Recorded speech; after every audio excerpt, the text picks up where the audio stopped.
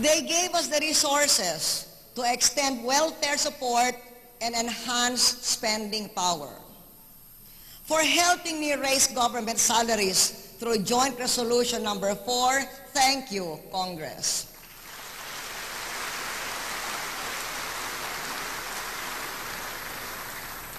Cash handouts give the most immediate relief and produce the widest stimulating effect. Nakikinabang ang 700,000 na pinakamahihirap na pamilya sa programang Pantawid Pamilya.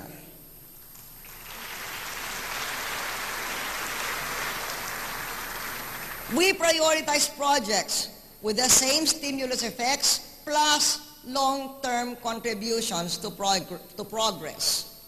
Sa pagpapamahagi ng milyong-milyong ektaryang lupa, 700,000 na katutubo at mahigit 1 milyong benepisyaryo ng CARP ay taas noong may-ari na ng sariling lupa.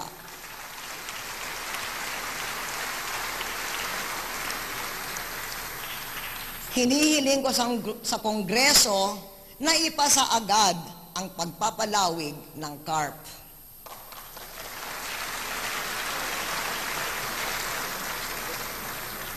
At dapat makondone ang 42 billion pesos na land reform liabilities dahil 18% lamang ang nabayaran mula 1972.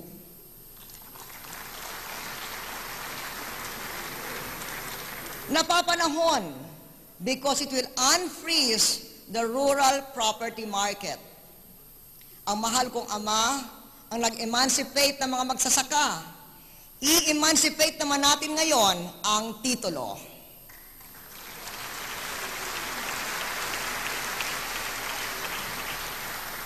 Nakinabang ang 7 milyong entrepreneur sa 165 billion pesos in microfinance loans.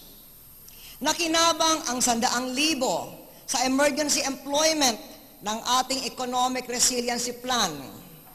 Kasama natin ngayon ang isa sa kanila, si Gigi Gabiola.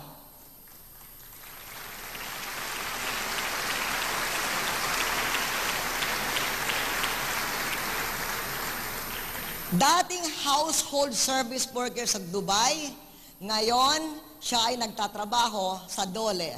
Good luck, Gigi.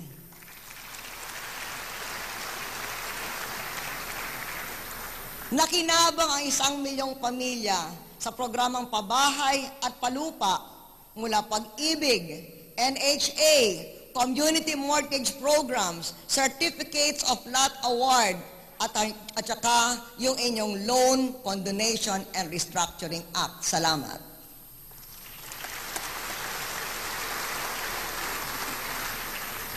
Our average inflation is the lowest since 1966. Last June, it dropped to 1.5%.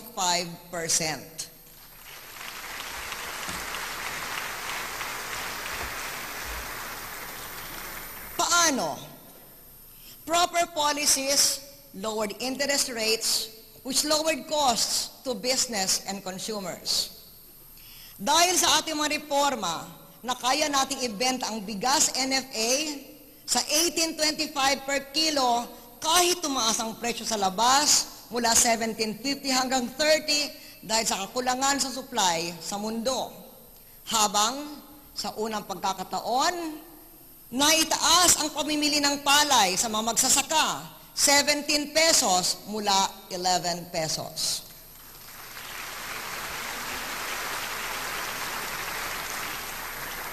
Dahil sa ating mga reforma, na kaya nating mamuhunan sa pagkain, anticipating an unexpected global food crisis. Nakagawa tayo ng libu-libong kilometro ng farm-to-market roads at kasama ng pribadong sektor natubigan ang 2 milyong ektarya.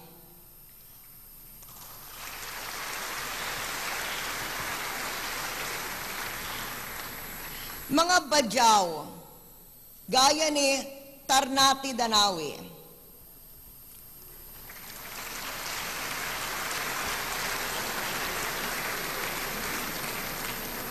ay tinuruan na modernong mariculture.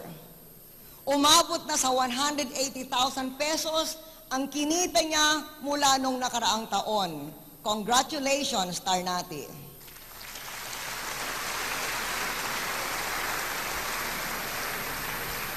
We will help more fisher folk shift to fish farming with a budget of 1 billion pesos.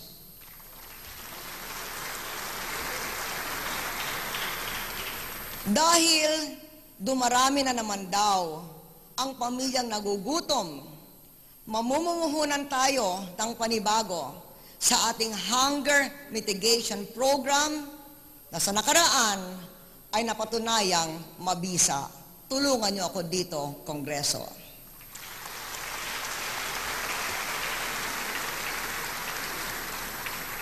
Mula pa noong 2001, nanawagan na tayo ng mas murang gamot. Nagbebenta na tayo ng gamot na kalahating presyo sa libo-libong botika ng bayan at botika ng barangay sa maraming dako ng bansa. Our efforts prodded the pharmaceutical companies to come up with low-cost generics and brands like RightMed. I supported the tough version of the House of the cheaper medicine law.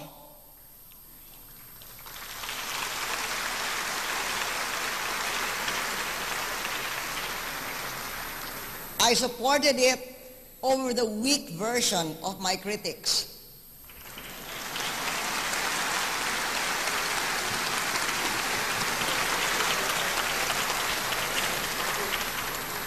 The result, the drug companies volunteered to bring down drug prices, slashing by half the prices of 16 drugs.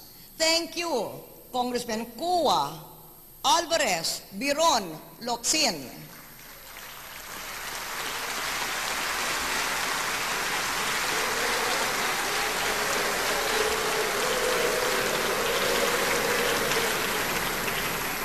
Pursuant to law, we are placing other drugs under a maximum retail price. To those who want to be president, this advice: if you really want something done, just do it. Do it hard. Do it well. Don't pussyfoot. Don't pander. And don't say bad words in public.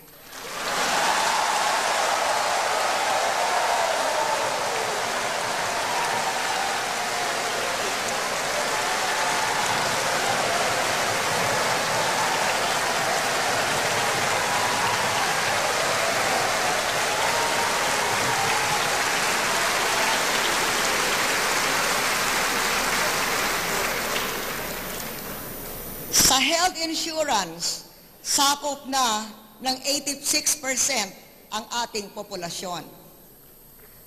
Sa rent control law ng 2005 hanggang 2008, di pwedeng lumampas ng 10% ang pagtaas ng upa taon-taon. Ayon sa kapipirma nating batas, may 1 taong moratorium, tapos hanggang 7% lamang ang maraming pagtaas. Salamat, Kongreso.